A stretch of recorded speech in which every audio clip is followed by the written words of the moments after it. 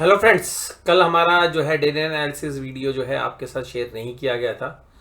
और सबसे खास बात यह है कि जो हमारा लास्ट सेशन था तब हमारी जो चर्चा थी वो विशेष रूप से इस बात पर थी कि स्मॉल कैप जो इंडिसेस हैं उनके अंदर जो है सेलिंग हो रही है, चाहे वो बीएससी के इंडेक्स हैं चाहे वो एनएससी के इंडेक्स हैं। लेकिन जहाँ पर भी स्मॉल कैप का ठप्पा लगा हुआ है वहाँ पर एक अच्छी खासी सेलिंग अपॉर्चुनिटीज़ जो है बड़े प्लेयर्स के द्वारा देखी जा रही है। और ये एक प्रॉफिट बुकिंग का दौर जनरली अभी मार्च के महीने में जनरली रहता भी है, क्योंकि जो पूरे साल भर के प्रॉफिट्स हैं वो प्रॉफिट बुक किए जाते हैं। कुछ इनकम टैक्स की एडजस्टमेंट्स हैं वो होती हैं, कुछ लॉस के सामने कुछ प्रॉफिट काटे जाते हैं, कुछ प्रॉफिट के सामने लॉस काटे जाते हैं। तो ये हमारे को प्राइस एक्शन से नज़र आ गया था 2-3 दिन पहले ही।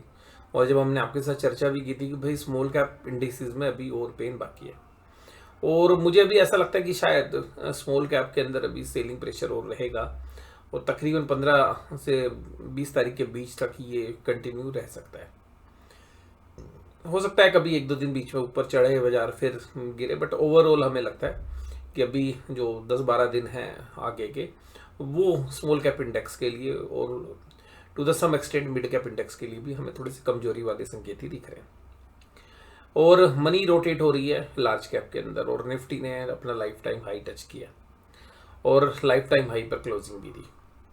देखिएगा निफ्टी हाई पे हाई मारता जा रहा है, और अभी भी मुझे लग रहा है कि एक अच्छी गिरावट से पहले जो है निफ्टी जो है स्मॉल कैप का जो पैसा सेलिंग में जा रहा है वो पैसा जनरली इंडेक्स के अंदर निफ्टी और बैंक निफ्टी में यूटिलाइज हो रहा है।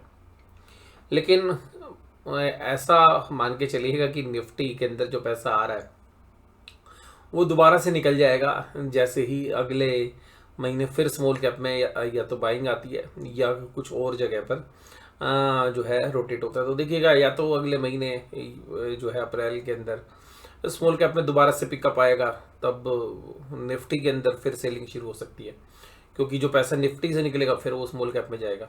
लेकिन अगर ऐसा नहीं होता है कि भाई अगले महीने भी अगर स्मॉल कैप में पैसा नहीं आता है तो फिर ये ध्यान रखिएगा कि फिर सारी बाजार टूटेंगे। इसका मतलब है कि फिर बड़े बाजार प्लेयर्स जो है पूरे बाजार को नीचे लेके आएंगे। तो अभी जो निफ्टी पे जो आउटलुक है वो थोड़ा सा कोशिश है हमारा, और निफ्टी अभी जो तेजी कर रहा है इंडेक्स के अंदर वो शायद अभी तेजी और बरकरार रहनी चाहिए थोड़ी। और उसके बाद जब तक ये तेजी हो रही है वो तो ठीक है, लेकिन ज़्यादातर जो व्यूअर्स हैं वो ये देख रहे हैं कि भाई पोर्टफोलियो में तो कुछ हो ही नहीं रहा, इंडेक्स ने तो लाइफ टाइम हाई लगा दिया और हमारा पोर्टफोलियो तो माइनस में चला गया। ठीक है जी।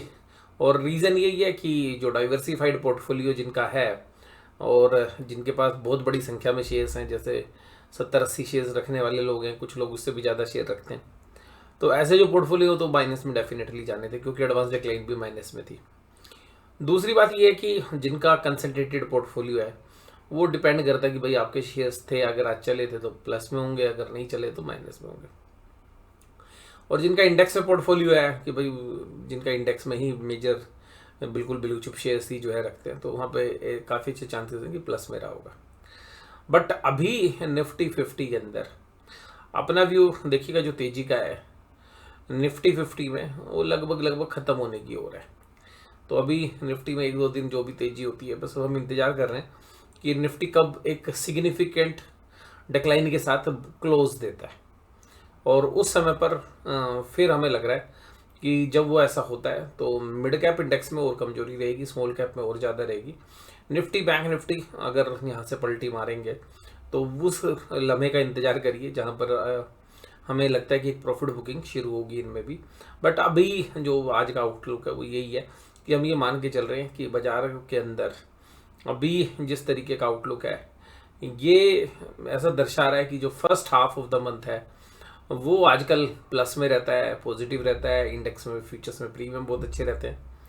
लेकिन जैसी 15-16 तारीख पहुंचती है बाज़ारों के अंदर हल्की हल्की सी जो है प्रॉफिट बुकिंग शुरू हो जाती है, और फिर महीने के अंत तक जो है बाज़ार जो है थकते हुए नज़र आते हैं।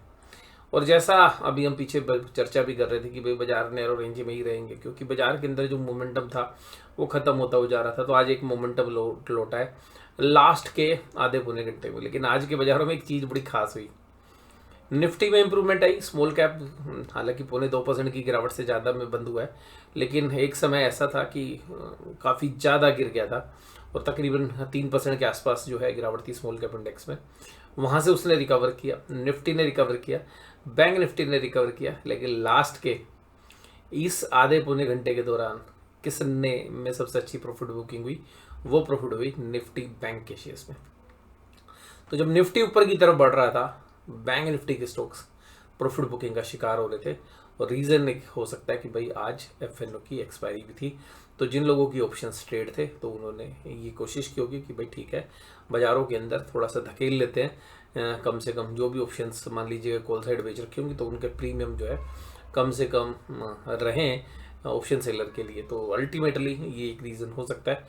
बट अभी आज जो निफ्टी बैंक में जिस शेयर्स ने आज तेज चाल दिखाई वो था कोटक महिंद्रा बैंक। और हमारा देखिएगा दो ही बैंकों पर व्यू है कि इस पूरे बाजार में जब बाजार पूरी तरीके से कुछ शेयर्स को नेगलेक्ट कर रहा है, उसमें कोटक महिंद्रा बैंक और एचडीएफसी बैंक प्रमुख हैं। तो एचडीएफसी बैंक हालांकि आज परफॉर्म नहीं कर पाया, बट मुझे लग रहा है कि एचडीएफसी बैंक भी देर सवेर करेगा।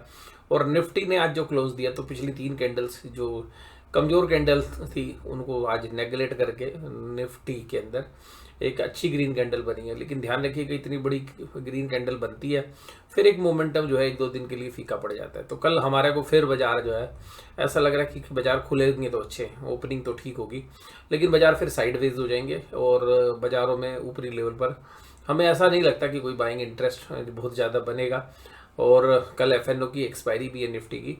तो हमारा जो व्यू है वो है फर्स्ट जो पार्ट है निफ्टी के लिए वो शायद पॉजिटिव रहे और सेकेंड हाफ के अंदर जो है एक प्रॉफिट बुकिंग का दौर जो है देखा जा सकता है। बट बहुत कोई बड़ी हम गिरावट की उम्मीद नहीं कर रहे, बट जो भी हायर लेवल्स होंगे उन लेवल्स पे सस्टेन नहीं करेगा और बाजार उन लेवल्स के नीचे ही आके ट्रेड करता हुआ नजर आएगा।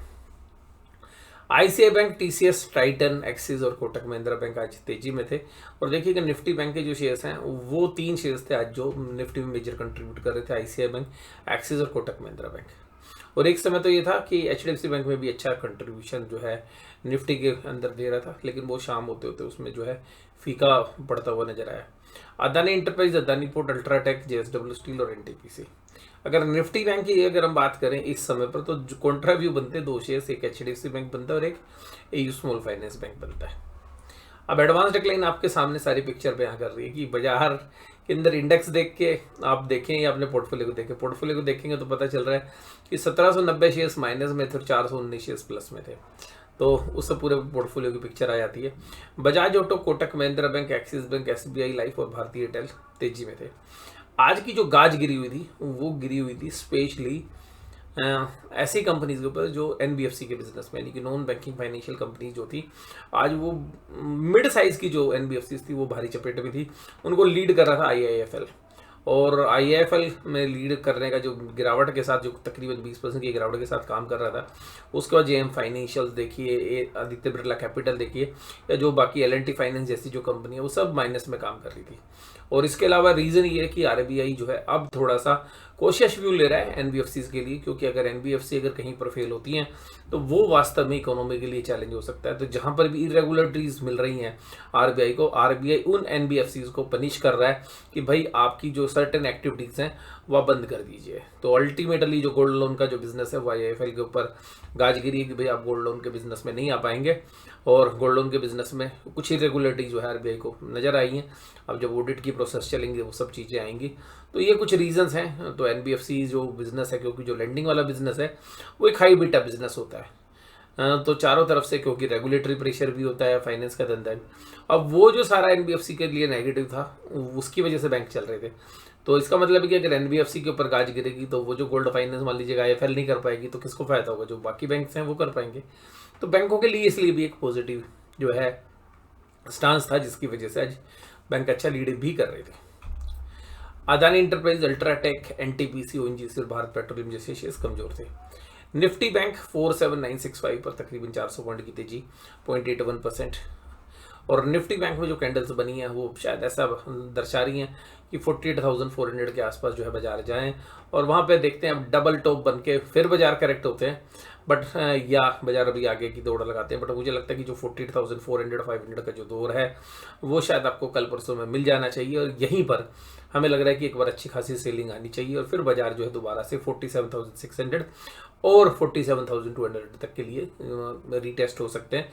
बट अब हमारा मानना है कि पहले एक बाजार जो है राइज अच्छा करेंगे कल, दोनों बाजार हमें लगता है कि ओपनिंग अच्छी होनी चाहिए, और आधे दिन के आसपास या 1.5-2 घंटे कम से कम अच्छे स्टेबिलिटी के साथ बने रहे, और फिर एक अच्छी खासी प्रॉफिट बुकिंग जो है हमें सेकंड हाफ में देखने के लिए मिल सकती है। Kotak Mahindra bank, axis bank, ICI bank, bank of Baroda और एचडीएफसी बैंक सब तेजी में थे। बंधन bank, AU small finance bank और एसबीआई कमजोरी में थे। और इसके बाद अगर हम बात करें तो आज एफआई और डीआई दोनों ने दब के माल खरीदा, दोनों ने मिला के तकरीबन 5,000 करोड़ का माल खरीद लिया है। 2766 करोड़ का तो एफआई की तरफ से था और डीआई के 214 ने। और इसके अलावा जो डेटा है अभी एफआई के इंडेक्स के और फ्यूचर्स के जो डेटा हैं वो भी मैं आपको अपडेट कर देता हूँ। और उसके बाद अगर हम देखें तो इंडिया जो वीक्स है वहाँ से क्या पिक्चर निकल कर आ रही है, तो पुट कॉल रेशियो निफ्टी में 1.344 बन गई है, 1.5 के आसपास जाता है, तो ऐसे एक प्रॉफिट बुकिंग का संकेत मिलता है। निफ्टी बैंक में कोई ज़्यादा नहीं है, तो एक न्यूट्रल पुट कॉल रेशियो है एंड निफ्टी बैंक में 1.20 की। और इसके साथ साथ अगर हम ये चर्चा करें कि भाई यूएस के बाजार कैसा कर रहे हैं, तो यूएस के बाजार तकरीबन 100 पॉइंट की तेजी के साथ काम कर रहे हैं। उसके बाद अगर हम ये चर्चा करें कि भाई ब्रेंट क्रूड कहाँ पे, वो $83 पर एक हफ्ते से वहीं पे घूम रहा है। इसके बाद अगर हम देखें कि भाई ऑप्शन के डेटा कहाँ आ रहे हैं, तो कल भी ऑप्शन के डेटा जो थे, कल तो हालांकि हमारी चर्चा थी नहीं, 48,000 के ऊपर जो है अब कॉल राइटिंग निफ्टी बैंक के अंदर नजर आ रही है। और मुझे लग रहा है कि ये जो दायरा है ये भी कल शायद टूट जाएगा, और 48,400 के आसपास, 500 के आसपास बाजार आपको जाते हुए नजर आए सुबह के सेशन में। और यहाँ पर एक अच्छी सेलिंग जो है, अपॉर्चुनिटीज़ जो है हमें लग रही है, क्योंकि आज जब हम बाजार को क्लोज होता देख रहे थे तो आईसीआईसी बैंक के अंदर हमें एक स्ट्रेंथ जो है वो कमज़ोर होती हुई नज़र आ रही थी। हालांकि एक बार एचडीएफसी बैंक लीड करेगा तो ही जो है बाजार में कुछ देखा जा सकता है। इसके अलावा अगर निफ्टी के अंदर देखें तो निफ्टी में कॉल साइड सारी अनवाइंडिंग हो गई है, तो निफ्टी में कॉल राइटर बैकफुट पर आ गए हैं, पुट राइटिंग जबरदस्त है, जिसको देख के ऐसा लगता है कि 100-150 पॉइंट तो अभी शायद कल निफ्टी सुबह खुलते के साथ ही आपको चलता हुआ नजर आ जाए। और उसके बाद अगर हम बात करें कि भाई एफआईज के डेटा जो हैं वो कहाँ पर हैं, तो एफआईज ने जो आज स्टॉक फ्यूचर्स में क्या किया, स्टॉक फ्यूचर्स में आज 450 करोड़ का माल बेचते हुए नजर आए। तो एफआईआईज कुछ बड़ा गेम खेल रहे हैं, वही जो महीने के एंड का वाला होता है, और स्टॉक ऑप्शंस में 352 करोड़।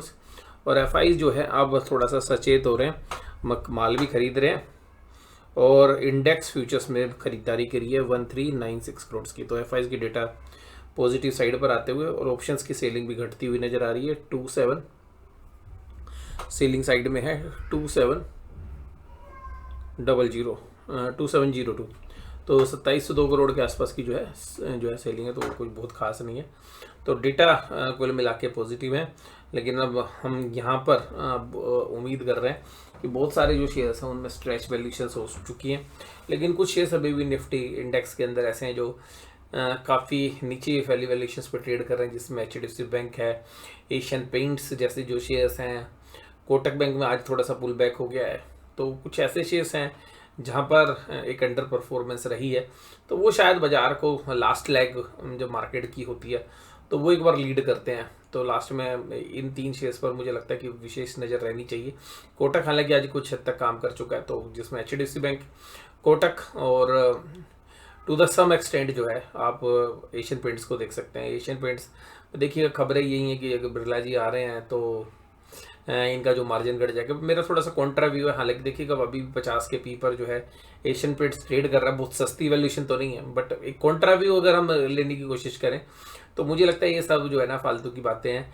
अगर एशियन पेंट्स आज भी मार्केट में लीडर है, और मुझे लगता है कि जिस तरीके की लीडरशिप है उस तरीके की लीडरशिप आगे भी बनी रहेगी, और बहुत बड़ा मार्केट शेयर आप एशियन पेंट्स के मुंह से नहीं छीन सकते।